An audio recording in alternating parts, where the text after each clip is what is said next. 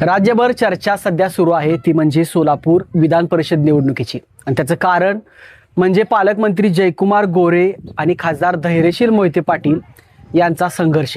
यांच्या संघर्षाची ठिणगी कधी पडली, नक्की सोलापूर जिल्ह्याचं राजकारण काय काय घडामोडी सुरू आहेत तेच आपण या व्हिडिओमध्ये पाहणार आहोत। नमस्कार, मी नितीन, तुम्ही पाहत आहात मुंबई तक। आपण जर पाहिलं तर सोलापूर जो जिल्हा आहे या जिल्ह्यामध्ये पालकमंत्री जयकुमार गोरे हे जानेवारी 2025 मध्ये त्यांची पालकमंत्री म्हणून नियुक्ती झाली। त्यापूर्वी लोकसभेची निवडणूक होऊन गेली होती, विधानसभेची निवडणूक होऊन गेली होती। खरं तर आपण पाहिलं तर पालकमंत्री जयकुमार गोरे हे या जिल्ह्यातील सर्व नेत्यांशीच त्यांचे संबंध आणि प्रामुख्याने जर पाहिलं तर ते जाणवले 2019ची लोकसभा, की ज्या लोकसभेमध्ये रणजितसिंह नाईक निंबाळकर हे माड्यातून उभारले होते आणि त्यावेळेस मोहिते पाटील, पालकमंत्री जयकुमार गोरे की त्यावेळेस ते पालकमंत्री नव्हते आणि खासदार निंबाळकर हे सगळे एकत्र होते आणि त्या एकत्रित येऊन त्यांनी सोलापूर जिल्हा हा राष्ट्रवादी काँग्रेसचा बालेकिल्ला जो होता त्या ठिकाणी माड्यातून खासदार म्हणून रणजितसिंह नाईक निंबाळकर यांना निवडून आणलं। त्यावेळेस ते एकत्र होते आणि तिथून पुढं लगेचच विधानसभेची निवडणूक लागली आणि माळशिरसमधून राम सातपुते हे त्या ठिकाणाहून अतिशय कमी काळामध्ये निवडून आले। त्यावेळेस देखील मोहिते पाटील आणि भारतीय जनता पार्टीमधील सर्व जे नेते होते त्यांचे संबंध अतिशय चांगले होते। मात्र जसा जसा काळ पुढे जात गेला तसं तसं भारतीय जनता पार्टी आपला स्वतंत्र गट निर्माण करू लागली।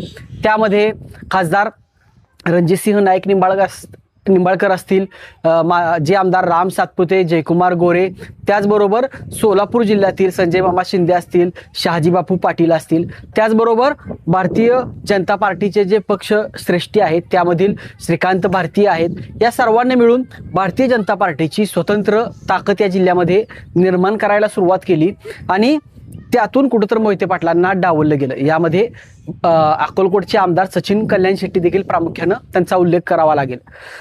मोहिते पाटलांना डावलायला सुरुवात केली आणि त्यामध्ये सुरुवात झाली ती म्हणजे कृष्णा भीमा स्थिरीकरण ही जी एक योजना होती की ज्यावेळेस रणजितसिंह मोहिते पाटलांनी 19ला प्रवेश केला होता पंतप्रधान नरेंद्र मोदी यांच्या उपस्थितीमध्ये अकलूजमध्ये भाजपमध्ये, त्यावेळेस त्यांनी हे बोलून दाखवलं होतं की कृष्णा भीमा स्थिरीकरण ही जी योजना आहे ती पूर्ण करावी।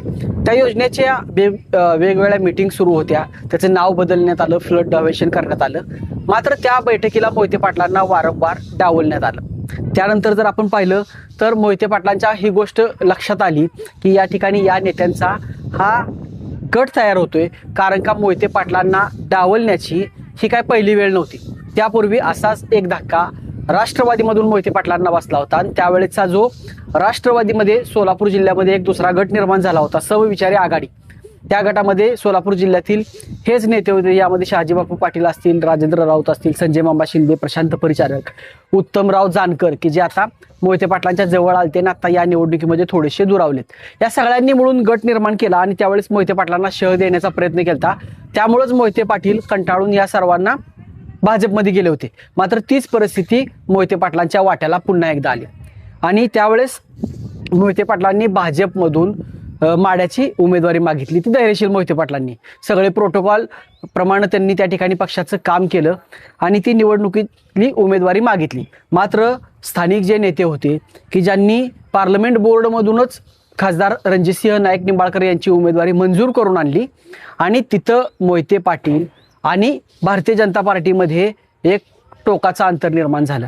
शेवटपर्यंत, शेवटच्या टप्प्यापर्यंत म्हणजे उमेदवारीची जी शेवटची तारीख आहे तोपर्यंत धैर्यशील मोहिते पाटील फिरत होते आणि लोकांचे संपर्क साधत होते। मात्र त्यांनी डायरेक्ट शरद पवार यांच्या राष्ट्रवादीमध्ये प्रवेश केला आणि तुतारी हे नौखं चिन्ह घेतलं आणि संपूर्ण राज्यभर तुतारी पोहोचवली म्हणलं तर काय वावगं ठरणार नाही आणि त्या ठिकाणी रणजितसिंह नाईक निंबाळकर यांना धक्का बसला आणि सोलापूरमध्ये देखील मोहिते पाटील विरोधात गेल्यामुळं सोलापूरला देखील राम सातपुते यांना परत एकदा उमेदवारी देण्यात आली होती आणि तिथं देखील भारतीय जनता पार्टीला धक्का बसला। त्यामुळं दोन्ही सीटं जी भारतीय जनता पार्टीला आली होती की जी मोहिते पाटील आले होते त्यानंतर आली होती ती दोन्ही सीटं गमावली। ते गमावल्यापासून भारतीय जनता पार्टी आणि मोहिते पाटील हा संघर्ष वाढत गेला आणि विधानसभेची निवडणूक लागली आणि त्या ठिकाणाहून उत्तम जानकर हे त्यावेळेस भाजपच्या जवळ होते आणि त्यावेळेस ते सांगत होते की मला उमेदवारी मिळेल, ते उमेदवारीची मागणी केली होती. मात्र त्यांना त्या ठिकाणी डावललं आणि पुन्हा एकदा राम सातपुतेंना उमेदवारी दिली. त्या ठिकाणी राम सातपुतेंना देखील चांगल्या पद्धतीनं निवडणूक लढवली आणि अल्पमतामध्ये त्यांचा त्या ठिकाणी पराभव झाला.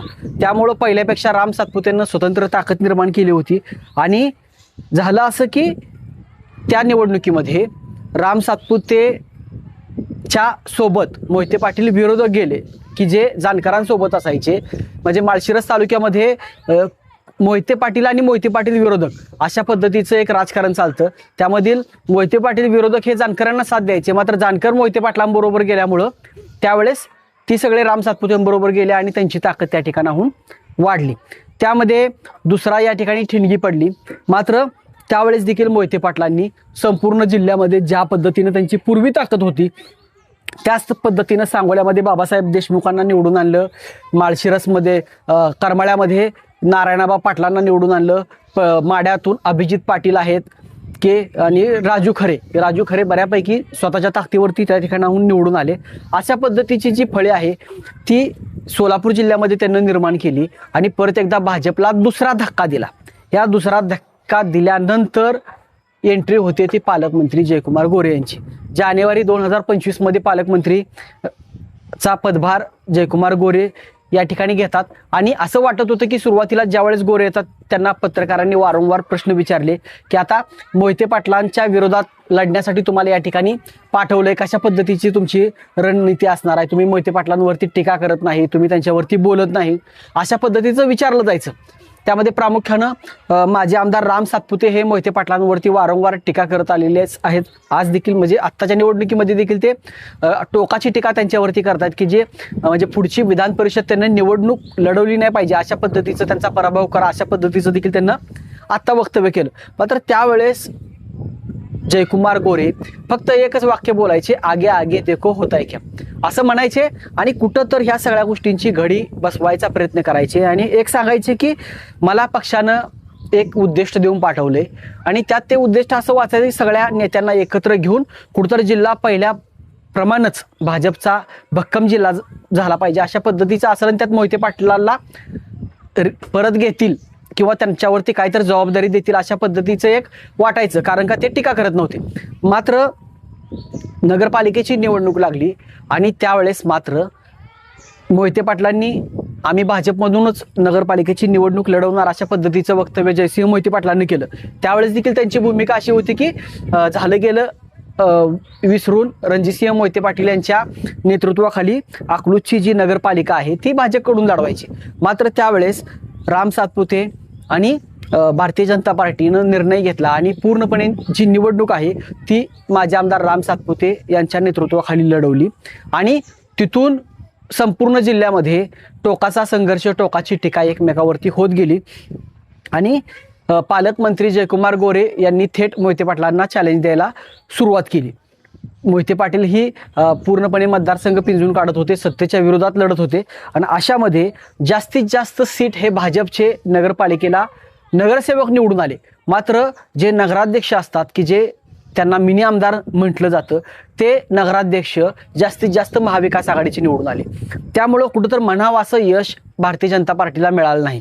त्यांनी आकड्यांची जी बेरीज करून दाखवली त्यामध्ये नगरसेवकांची संख्या जास्त होती, त्याचबरोबर महायुती म्हणून जे नगरसेवक होते त्यांची संख्या जास्त होती.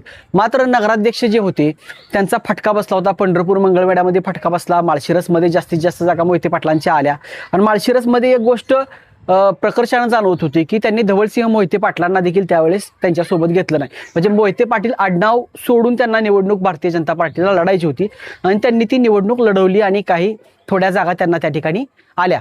त्यानंतर भारतीय जनता पार्टीच्या आणि पालकमंत्री गोरे यांच्या लक्षात आलं की एवढ्यावरनं देखील काही होत नाही आणि त्यांनी ऑक्टोबर 2026ला ऑपरेशन लोटसची जोरदार सुरुवात केली. त्यामध्ये सांगोल्यातून बाळासाहेब एरंडे असतील, माळशिरसमधून बाबासाहेब देशमुख असतील, त्याचबरोबर प्रत्येक जिल्ह्यात प्रत्येक तालुक्यातून सर्व नेते जे आहेत, जी दुसरी फळे आहे, स्थानिक स्ट्रॉंग नेते आहेत, ते ऑपरेशन लोटस अंतर्गत त्यांनी स्वतःकडे घ्यायला चालू केली आणि याचा परिणाम निश्चितच येणाऱ्या स्थानिक स्वराज्य संस्थेच्या निवडणुकीवरती होणार होता आणि ती निवडणूक लागली जिल्हा परिषद पंचायत समिती आणि त्यामध्ये चांगल्या पद्धतीचं जे यश आहे ते भारतीय जनता पार्टीला आलं आणि भारतीय जनता पार्टीचा पहिला भाजपचा अध्यक्ष झाला।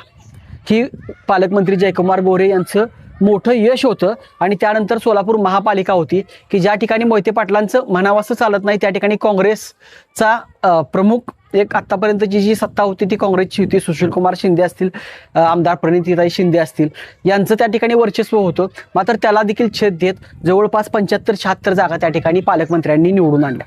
त्यामुळे जिल्ह्यामध्ये आत्ताची जी विधान परिषद निवडणूक लागली की ज्यामध्ये चर्चा संपूर्ण जी सुरू आहे त्यामध्ये जी पक्षीय बलाबल आहे ती भारतीय जनता पार्टीचंच आहे। यामध्ये काही जरी म्हटलं तरी राजेंद्र राऊत यांचा विजय हा झालेलाच आहे अशा पद्धतीचे एक वातावरण आहे।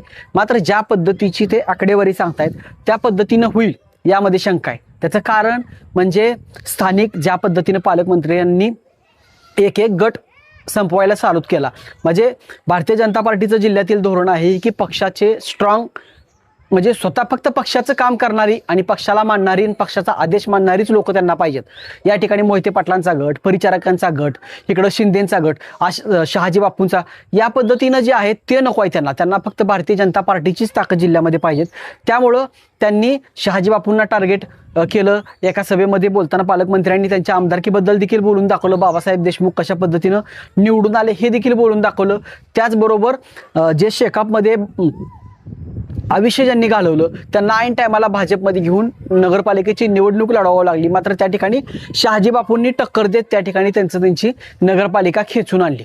अशाच पद्धतीचं वातावरण आहे की अनेक ठिकाणी निधीवरून पालकमंत्र्यांनी या नेत्यांना दुखवलेलं आहे।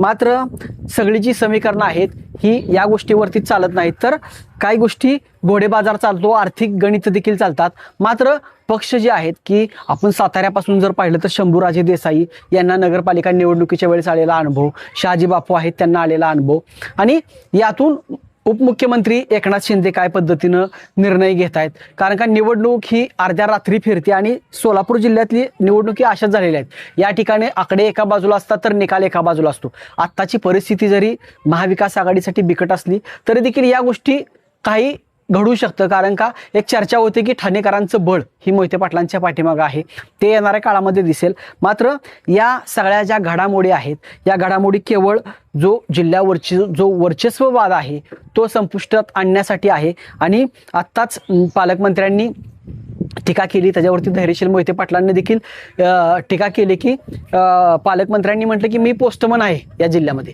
त्यावरती धैर्यशील मोहिते पाटील म्हटले की पालकमंत्री म्हणजे पालक असतो त्यांनी पोस्टमन आहे का पालकमंत्री आहे याचं देखील डेफिनेशन पहावी अशा पद्धतीची देखील टीका केली। आणि या निवडणुकीमध्ये विजय बऱ्यापैकी भारतीय जनता पार्टीचा आहेच अशा पद्धतीचं चित्र आहे।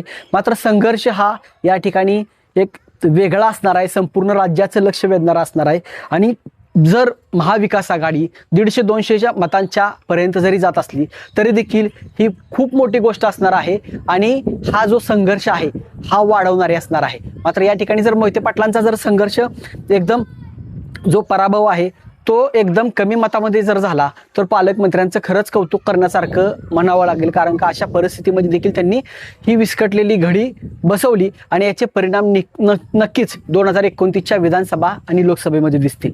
तर ही आत्तापर्यंतची पालकमंत्री जयकुमार गोरे आणि मोहिते पाटील यांच्यातली संघर्षाची जे काही घडामोडी होत्या त्या होत्या। तुम्हाला या व्हिडिओबद्दल काय वाटतंय नक्की कमेंट करून सांगा। तुम्ही जर आमचं मुंबई तक चॅनल सबस्क्राईब केलं नसेल तर आजच करा। धन्यवाद।